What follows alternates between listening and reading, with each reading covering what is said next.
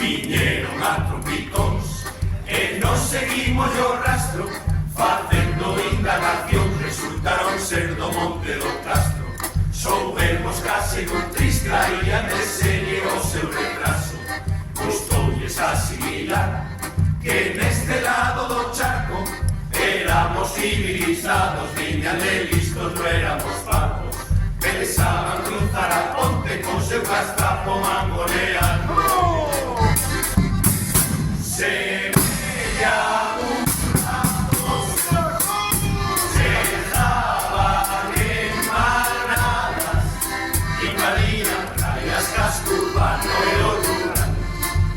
Son viajaliñas, chabolistas ilegales. Dende un travecoso ata a praia de Loira, de calquera tallo tropezabas cun paila. Son como ladrillas infectando o litoral. Pretenden colonizar a comarca e toda a costa, montan unha asociación, abrigo morrazo, isto é de coña. Dende unha traga que son, que caraño fan, non teñen vergoña.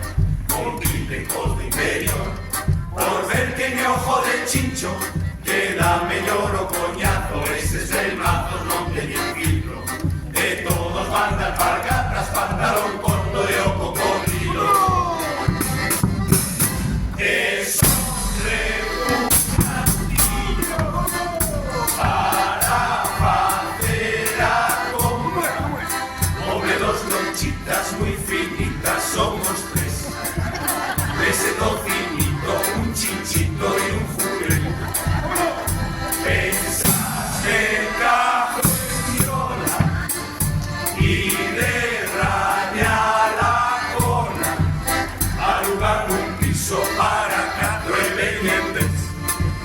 Para dormir por turnos e les din que collen ben.